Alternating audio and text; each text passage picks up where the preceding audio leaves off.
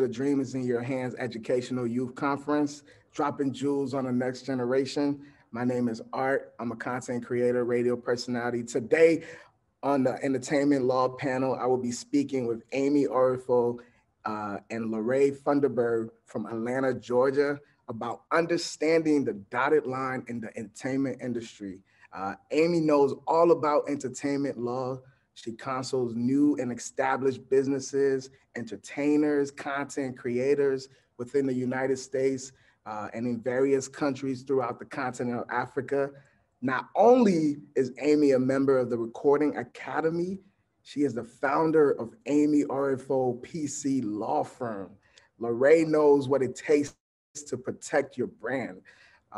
She's worked with various motion picture films, from setting up the business entities to drafting all of the necessary contracts for the above the line and below the line players. Lorraine is also the founder of Funderburg Law LLC that focuses on entertainment and estate planning. Ladies, welcome to the conference.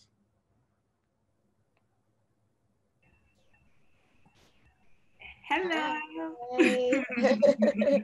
First off, how are y'all doing? Thank you so much for having us. Thank you for having us. We're doing well, doing well. It's always great to see Lorraine, my friend and sister. She's shining, so it's always great to be on a panel with someone who you respect and who you know.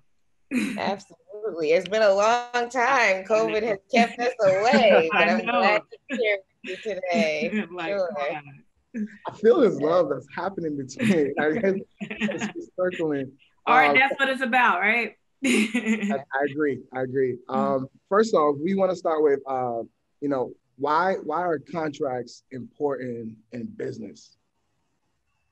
Wow. Lorraine, you want to take it or you want me to take it? I mean, yeah, I can start with that. Contracts are just definitely important because for a number of reasons. So one thing, it's going to minimize issues. It encourages cooperation between your parties. It maps out like the roles and responsibilities between each party. One big reason, contracts are important because of the money, right? It has payment clauses in there, states who gets what, when, and how, and it leaves like little to no dispute when it comes to the compensation. And then there's just like a mutual understanding between like, the cost of services. Another huge thing, especially in entertainment, is intellectual property, right? So your copyrights, your trademarks. So your contracts are going to state who owns those properties and, if there are any transfers of that property with IP, specifically copyright. You can't transfer ownership of copyright if there's no writing. So that's huge when it comes to singing, songs, creating songs. A lot of times producers will make beats for these artists and they have kind of like handshake deals, like, oh yeah, we'll get in the studio, we'll do this, that, and the third. And then when it comes to that song blowing up and a label wants to pick it up, there's no paperwork, there's no chain of title. And then that becomes an issue because technically your copyright belongs to the owner, the person belongs to the creator of the work. So if there's no work for hire language that specifically transfers that copyright ownership to the next party, then you're infringing every time that, you're exploiting their works. Contracts also, they reflect the law. Limit liability, create certainty. What else we got, Amy? I know you got. Absolutely. I agree with everything Lorraine said, but most importantly, like, people have what we call as lawyers sometimes selective amnesia in these scenarios. Like, so you go into the studio to write a song, or there's a business deal, or let's even use, content creators. Like, let's say you're a videographer or photographer. Like Lorraine mentioned, the person who actually creates the work, and in this instance it would be the photographer who takes the picture. If there's no release signed, they own it. So that's how important it is, you all, to document these transactions in writing, because based on common law, like Lorraine was saying, if there's no paperwork saying who transferred rights to what, to who, then the person who snapped the picture, the person who captured the video, they own it. So it's important to get all of this written in paper. Some people are like, oh, that's my friend, that's my family member. It doesn't mean you don't love them, doesn't mean you don't trust them. Think about contracts as clarity. If there's any confusion, you go to that one document to confirm any sort of speculations, because literally an agreement will say, This agreement memorializes every oral or sort of written concept. So this would be the final document to go in the case of confusion or any potential dispute. So everything Lorraine says was perfect, was on point. And then, like I said, just adding that element, you all think about it. It will simplify your business life instead of trying to remember what somebody said to you a year ago or 6 days ago. Right. So Absolutely. With that understanding, Amy, how does an entertainment lawyer differ from a manager or an agent? Oh, that's an excellent question. All right. I know Lorraine's gonna laugh because we find ourselves wearing many hats. So we're both sort of smiling because you work with those people very closely when you're on the team for your talent, for your client, for the artist. I would say it is, a lot of people say, oh, like I think like a lawyer, or I do, and there's no disrespect to them, very savvy, intelligent people we're dealing with. But like as far as like our eyes are trained just based on experience, our eyes, our ears, are trained to like assess these words. We've seen these agreements. And then if it's something newer to us, I can go to my co-counsel, Lorraine, I can go to somebody else who this is our sort of our element, our lane. So I would say that's a difference, especially in entertainment, we have to be, I find as entertainment lawyers, we have to be business savvy. We are business lawyers who happen to be in the entertainment industry, which means our clients are in entertainment. That's what makes us entertainment lawyers. Because people are often say, oh, entertainment law, yes, it's its own sort of niche. But what we are at the core, when we're on the transactional side, you have litigators that are in entertainment as well. But I'll speak for myself as a transactional attorney. You are a business lawyer, so you're helping your client grow, protect, and scale their brand. So that's various agreements, endorsement agreements, recording deals, publishing agreements. And it just happens to be that the subject matter is in entertainment. So that's how you cut your teeth in knowing the specified like sort of language and status and tiers. Absolutely. And so it's so funny that you say that. It took me probably like 5 years to realize that I was a business lawyer that just happened to be in the business of entertainment. Because I was always, entertainment law. And I'm like, once I started working with other business clients, I was like, all of this is, I'm performing a lot of the same services for these clients, but just in the nature of, different businesses. But to piggyback off of that, I would say, managers kind of like run the day-to-day operation of the client. We handle paperwork for the most part and are negotiating, drafting, and reviewing deals. But your personal manager is somebody who's dealing with the artist on a daily basis. They're going to the studio with them. I've been to the studio with some of my clients. I try not to make it a habit for sure. But the managers are kind of like their right-hand person in that way. Agents are the people who are like looking for work in a sense for them. They look for engagements and things for them to do. So that's kind of how like all three of us on the team play in together. Yeah, I'm glad you brought the fact that you had to realize that you were a business lawyer, because sometimes I believe that, yes, we have doctors, but not all doctors specialize in the same thing. And I want to feel the same way about lawyers, right? So what are the different types of lawyers? Oh, too many. We both said, because and Lorraine and I are doing that because it's so funny. You can work with even your clients you work with for years. They like sometimes forget, like we're in our lane and they were like, do you do this? And it's like, no, but I can find somebody to help you do it, so art, we will be here all day, right, Lorraine? If we started to mention the types of, but just to give you all an idea, just Lorraine, I know we'll piggyback off each other. As in entertainment law, we're touching issues. Lorraine and I are on the deal side, the transactional side, but you can have, and no, we deal with intellectual property. And then you have, like, for me, sometimes I have to reach out to an estate planning attorney, right? Like for my clients to, this wealth by God's grace, this generational wealth they're building needs to be protected. So you have to get wills, trust, estates. I don't do that. I have to have counsel to help. Then you may have your clients are growing. They want to buy a building, commercial real estate, right? Then you have, Lorraine, there's so many. Then you have like have some of your performer, talents who might commit crimes every now and again. So you need but there's lots of things, malpractice, personal injury. I mean, like the list goes on. For every industry that you can think of, there is an attorney that specializes in that particularly. So absolutely. So back to entertainment, the entertainment side. when does one, and I know Lorraine, you touched on that a little bit, you both touched on that a little bit in the beginning, but when does one really need an entertainment lawyer? How do you know when you're ready for that? I would say you need one at the outset. I know a lot of artists go and find a manager first, but I'm like, you need to have that management deal negotiated and reviewed. So you should have a lawyer prior to, having a manager. But yeah, I would say as soon as possible, as soon as you become serious about your business and know that this is something that you want to get into, because you don't want to wait until you've already started making music, engaging other people to do other things, because you may miss out on, like we were discussing before, when it comes to the IP and you're in the studio with producers and now you can't do anything with your music because you didn't have the paperwork, together. Even when it comes to monetizing your music, if you're putting stuff out there and you're not really knowing how to keep track of it, and actually how your royalties and things are generated, like lots of things. So your attorney is going to help you get set up with, like, from the beginning stages of even getting your entity set up, right? Because as a performer, you don't want to be doing business in your individual capacity. So you want to have a loan out company. So it's like you're going to want your lawyer at the very beginning, for Yeah. sure.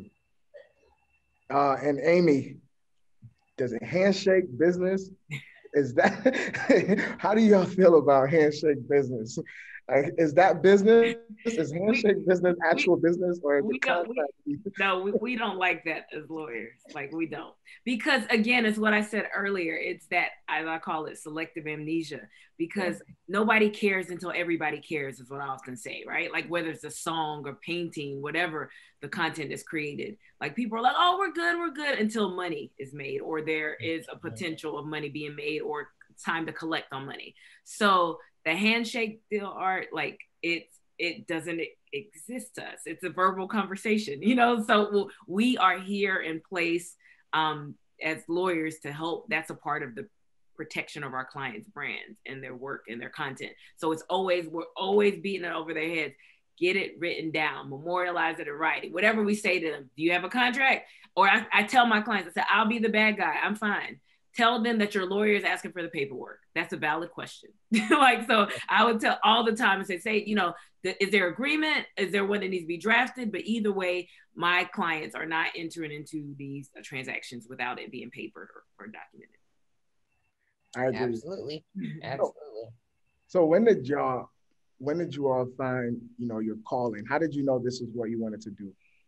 Oh man, I would say for me it was very intentional about me being in entertainment, because I was, and I have to say this, I don't know how many of my clients know this, but I was a trained dancer. I was an artist. Like I did that for 15, 16 years, a chunk of time, and I did not pursue it professionally.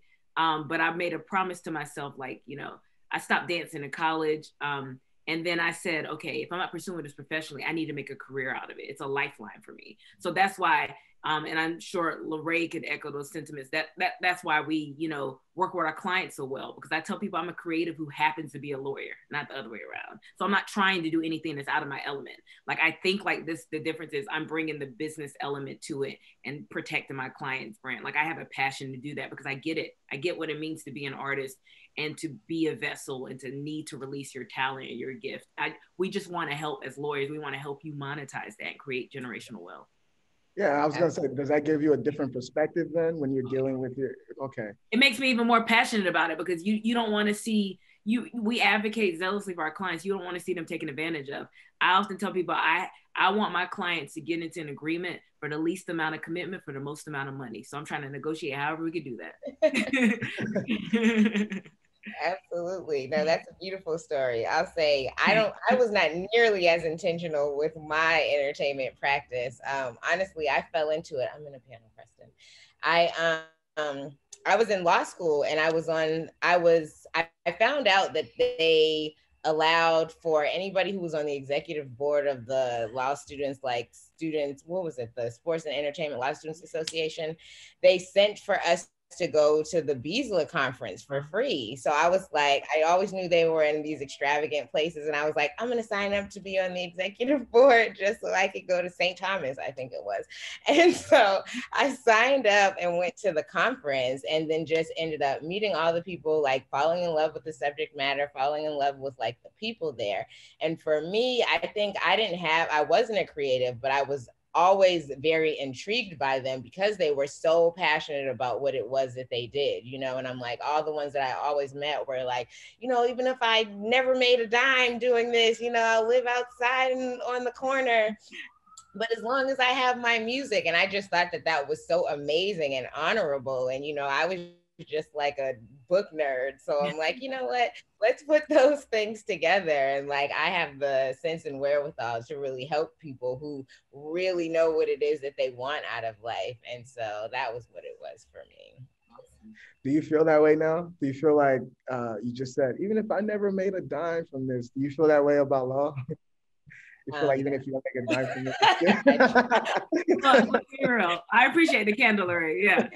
Like, but it's, and I'm sure Lorraine will agree with me, it's the people we buy into more so. For me, like and I know the same for her. Like, we're blessed to have our own practices, so we get to choose. Nobody tells us who we have to work with, right? So a lot of it is the passion in the people. Like, you get with these people, they bet on themselves. And to me, that's always a criteria, because we had to do that as business owners. We had to bet on ourselves when we didn't have a client, when you didn't have money, when you're building. So whatever people think they see now, it's a journey, you know, like you want to align with people like that. And simply put, I'm inspired by my clients. They're innovators, they're creative. So my criteria is such that, like, I gotta like respect what you're doing, and I hope the same vice versa, right? But we choose our clients and our clients choose us. So that makes it such an organic experience. So you're going in the trenches, you're going to war for these people. Yeah. So without the legal component, you'll be like, oh, I mean, of course we love what we do, but like, you definitely want to be compensated for it. But it's the people you're buying into. When you go on that ride with them, they're going to make sure you're compensated, because that loyalty, you can't replace that. Absolutely. And it's just an honor to like be a part of that journey with people, like seeing them grow and develop from just like when they first walk into your office until, you know, they're on all the headlines. So it's And now, Amy, you have ties in Nigeria. Yeah. How were you able to merge your American and Nigerian, I guess, business or whatever your relationships is over there? Yeah, so in fact, literally, when I was speaking of coming from out of town, I just got back from Lagos, Nigeria, 2 days ago. I was there for a month. So I work with artists in the, so I'm Nigerian, I'm first generation American. So it's always been a passion of mine to work with artists on the continent. So now it's just a lot more of, you know, spending time there. So what do I do? It's whether it's helping, you know, to bridge the gap. If that's getting a super talented music producer that I know of in Nigeria to work with my clients here in the States, just introducing them, and who knows what magic may come of that, whether it's song placements or it's, you know, just them having each other for potential collaborations. But that's a lot of, you know, sort of bridging the gap, because I know the vast amount of talent that's on the continent. So it's just letting people know that, you know, look at Nigeria, look at Ghana, look at Kenya, look at South Africa as an option, and just bridging the gap in music, because music is global, you all. We like, especially in America, we say it, but like we have to live it. So a lot of it is like realizing that there's a whole playground out here to collaborate with people. Yeah. Is that difficult to do, to bridge that gap? It consists of what I just did. I had to go to Nigeria for a month, right? Like because you can do but so many Zoom calls and phone calls. And I was scheduled to go last April, but we all know because of COVID, the world shut down. But a lot of it is, there's nothing like you telling somebody you're in a city and you're meeting. Like I was able to meet with, you know, a few of my colleagues who are music execs in the entertainment industry there and artists, and they're seeing you're there. Not that they doubted that you're serious, but it's very different when you're sitting 8,000 miles away and you're sitting in front of these artists and you're saying, what is it that you're working on? You're listening to new songs, you're doing whatever, and saying, okay, give me some time to figure out if I could have you in mind. I'll think about, you know, if one of my clients are working on something. It's very different when you're sitting in front of someone and locking eyeballs. So it's showing that commitment to my culture, right? We always talk about culture, but I have my dualities of cultures. Like I'm Nigerian and I'm American, right? Like, so it's bridging that gap and being just a facilitator, because it takes obviously much more than me. It's several people that, you know, need to facilitate that and sort of introduce that conversation in the room. And that's what I'm doing in every capacity where I can, to say, you know, Afro beats. I've been screaming that for years, right? Like, I'm glad that the world is like, you know, catching on to it, but that's not even scratching the surface to the kind of talent that's going on in tech, in music, in entertainment, and in business in Nigeria and various countries on the continent. So that's all I'm trying to do, just be a sounding board for letting people know how dope we are in the African diaspora. Yeah. And I'm sure it's completely different everywhere you go, right? Even in the States, like you know, being from Atlanta and then in LA, New York. So how is the scene different in the entertainment law compared to location? Oh wow, that's awesome. So even in I would say here, like you said, even the cities, the main, as I call it, the trifecta, Atlanta, New York, LA, right? And entertainment, like you said, is different. But there it's the hunger is there. A lot of it is still working on and I'm saying this loosely put, like the infrastructure, because the passion is there. Just even things like having you know, performance rights organizations where the artists, songwriters are collecting. So there's there, but even letting songwriters know that you all know that, like, that's a system you're supposed to be tapping into. We want you to get royalties. We want you, because a lot of things and sometimes can be work for hire. So it's reprogramming artists and songwriters' minds to say, you in conversation, you need to introduce, like, you know, royalties and copyright ownership, you know. So it's there, it's the passion is there. It's just, you know, like a lot of places, you're getting the infrastructure in place for people to be able to monetize. And I always lead with that, because that's what I want people to get: generational wealth. I don't want you to get one-off money. Like, I want you to be able to sit here and as we're talking, somebody's making money, right? That's what it should be, and that's what royalties do. What about you, Lorraine? How's your experience been with that? Different things in different locations. I mean, I think I would just agree with what Amy said. Definitely that it seems like with entertainment for the longest, like a lot of us specifically, right, enter into these deals, you know, without representation, and they don't know, you know, they get presented with a fat check or something that they've never seen before in their lives, and you know, they're excited. So it's like, hey, I'm going to take that and sign on the dotted line without really looking into what it is exactly that they're signing over. And then they find themselves into, like, you know, involuntary slave servitude, you know, to some extent. And so definitely I would agree with what Amy says is, you know, letting them, bringing the ownership back to the people, and you know, enter into transactions where it's like, you know, more of like partnerships, joint ventureships, as opposed to like I'm an employee of the label. And I am seeing a lot of that more happening, you know, across the board. But as far as like the different cities, I don't know that I would say I see any like real specific difference in the entertainment industry. I think that we're you know, music is just like universal across the board. And I want to talk just a little bit about, I guess, the artist a little more, because a lot of the time it seems like people feel like the label is unfair or unjust by these contracts and these stories that we hear in the news. Being that you guys are kind of behind the scenes of that, like how do you feel on that? Like what are your thoughts? Is that business? Do you use the old saying where business is business, or do you feel different about those things? I mean, I'm an artist representative, so I definitely I'm in favor of the artist for sure, but I do understand the business aspect of it from like the traditional label sense, right? So traditionally they were putting up all the money and taking on all of the risk, right? They're like, hey, I'm going to invest all this time, money, energy in you, and I don't know what's going to happen. I don't know if I'm ever going to see any of this money back or whatever. So I understood like the business aspect of that, but a lot of these deals are just like ridiculous. It's like, you know, how can I screw you over? Let me count the ways, you know? So it's like there wasn't like a lot of equity like written into those deals. Even with them taking on the risk, there could have been like more fairer terms when it came to the artists, opportunities for them to get out of these deals, especially when the label is no longer doing anything with them or investing their time, money, and resources into them at that point. So I see it from both ends, but like I said, I favor the artist, and I do believe a lot of the time they just get screwed. Yeah. Wow. I agree. I agree with Lorraine wholeheartedly. And a lot of it is what she said earlier. We never, as lawyers, we never like to get the call months later or a year later or 2 years later into an agreement. And I was like, oh, I didn't get what I signed up for. And we're like, did you have somebody review it? And they said, no, it's exactly what she said, because they were trying to save money on the front end, which costs you hundreds of thousands of dollars probably. Yeah, am I lying, Lorraine? Millions in some capacity for people. Yeah.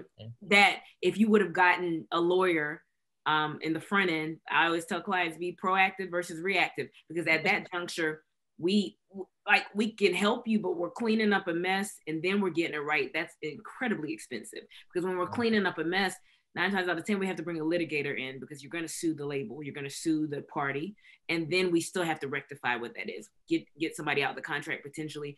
Sometimes they have to be bought out. It's incredibly expensive, you all, as artists and content creators. So it's better to, like we said, bet on yourself, spend that money in the front end, because what you may find is we're here, we advocate for you all as artists. We're going to say sometimes it's your decision, but we're going to be frank and tell you if it's a good deal or not. That's our job. We're not mincing our words. We're going to say, I don't know, because you don't expect your first deal to be your best deal, right? In the sense that you're new to the game, you have to learn things. And you have to earn your stripes, as they say. But it doesn't mean, like Lorraine said, you should be going into indenture servitude, right? We want you all to prosper as artists. So a lot of it is have that conversation, because we may find as we're combing through it that this is not a good fit for you. And sure enough, I know people are like, but are you going to give me the money? Right? Like, because they may be offering in advance. Like, we're being real here, right? And I'm like, no, I'm sorry. Like, but I'm trying to protect you from that. But those are real conversations. Lorraine's laughing because they're looking at us like, you're saying no to the deal, but what's the alternative? But every time, and I'm sure you're going to agree with me, Lorraine, when this person just puts their head down, right around the corner, there's a bigger, better deal. Right? Or if there's not, then they figure out how to navigate it. And all they do is leveraging their brand, because now you're up in the ante. The next person that comes, they have to create a bidding war. The price has to be higher. So before you sign, make it make sense for you. That's all we're trying to do, you all. We're trying to get you more. Like, that's it. So like you said.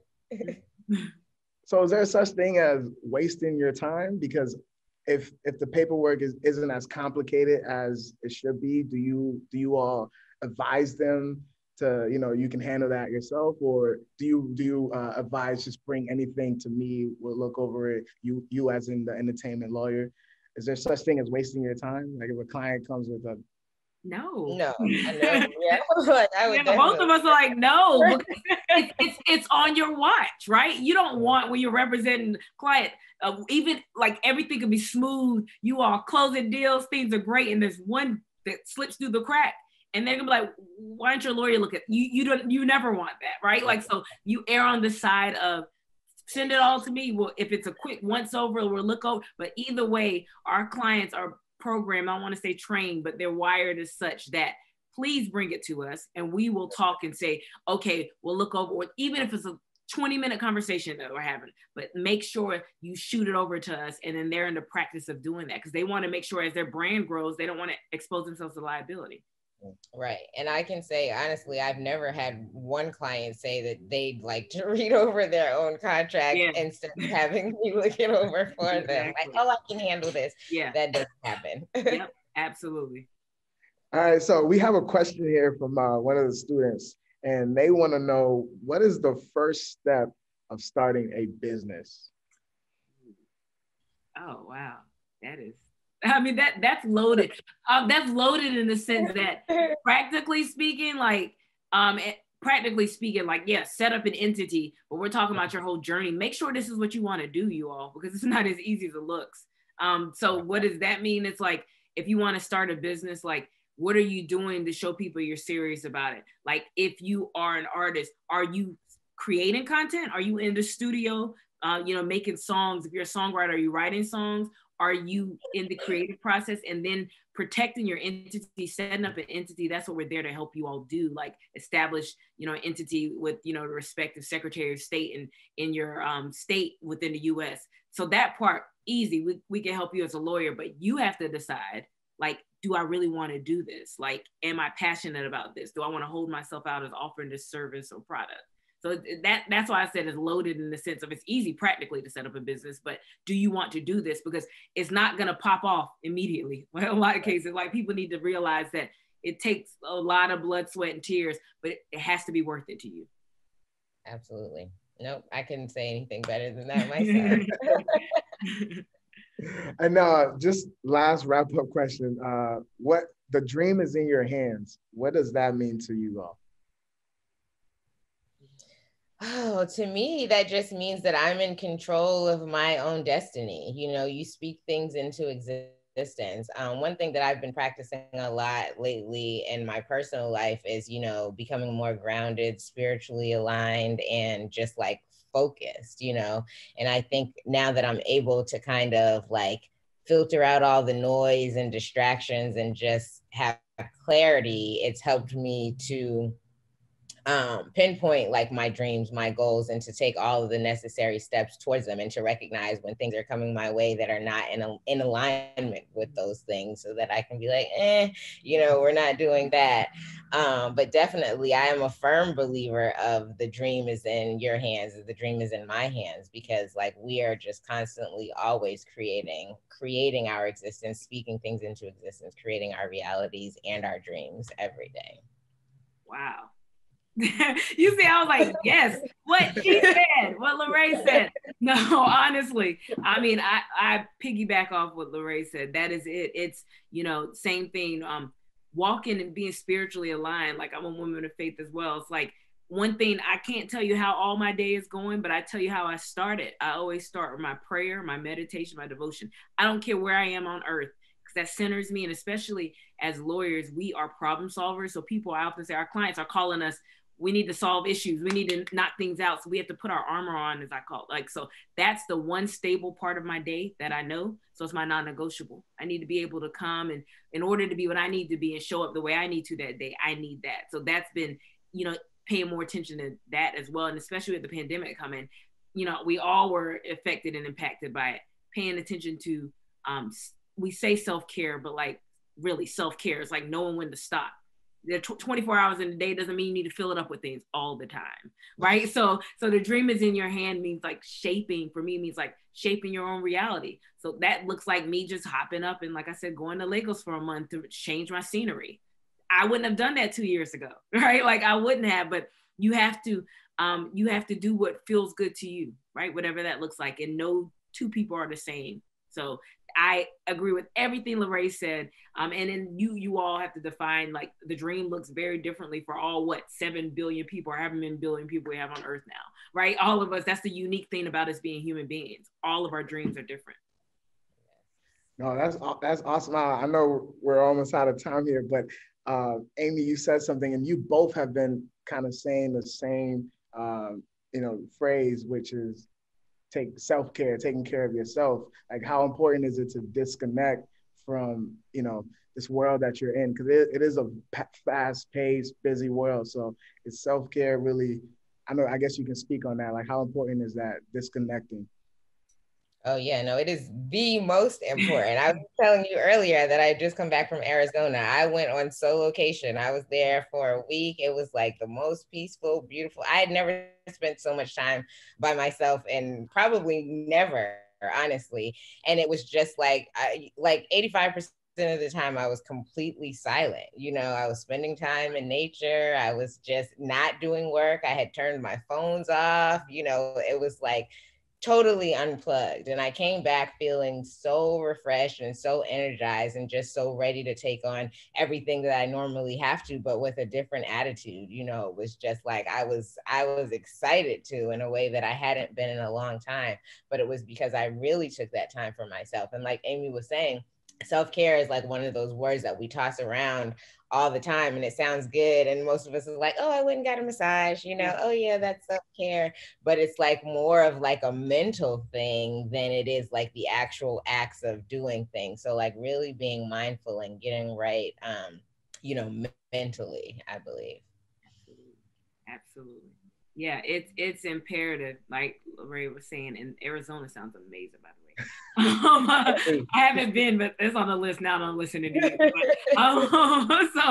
But it's even being true to yourself. Like I love travel. So a promise I made to myself is I have to interweave travel in what I do in my day to day, because I want, a part of me is, I'm a free spirit. So I like to explore new areas, have new adventures, see new places in the world. So even the change of scenery, me getting up, it was like, we've all been at home basically for a year. Right. And I just was like, my creative juices were like we're feeling like they were stunted. Like I was like, I need to go. And literally it just, the last month, like Lorraine said, we have the same amount of responsibilities. I was working at, right now, it's 5 hours ahead in Lagos from here. You figure it out time zone wise. I worked a little later there, but it allowed me to do things on the ground and meet with people there and still cater to my clients in the US. Nobody missed a beat. So you figure it out. But it filled up my soul in a way I needed right now to hit the ground running harder. My brain is open again. I have a new perspective on how to attack things. Sometimes we just need to change our scenery. So that's my self-care. Somebody else's self-care may be,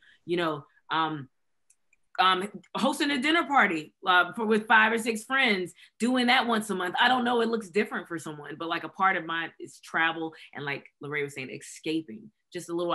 So I was very much working there, but on the weekends, I would say, okay, let me go explore a new part of Nigeria, for example. And that was like, I wasn't working, right? Like it was a non-negotiable. One thing to my self-care is I don't play with my Sundays. Clients know this. You could call, you could text, but you will not get answered. Like, so that is, and we have boundaries and they respect and we respect each other, but that's a part of it. Cause I used to think, what if I lose my clients? If I lose you because you don't think you can catch me on a Sunday, God bless you, Godspeed. I wish you the best, but you have to respect yourself and create boundaries. So that's absolutely. Yeah, boundaries are definitely a huge part of self-care. I'm glad you said that. Well, thank you all both for joining us today. Where can everyone reach you? Where can people follow you on socials, LinkedIn, Instagram, wherever you're located? Where can people reach you? Oh, you can find me on Instagram at Lawyer Mommy Lerae. That's Lerae, Lawyer Mommy Lerae, or at Funderburg Law. And you can reach me on social media at Amy O Said So. And then also on my website, www.aopclawfirm.com. All right. Thank you both. And don't forget, for everyone tuning in, to follow Create the Dream Code and also use the hashtag Dream Conference 2021. Thank you.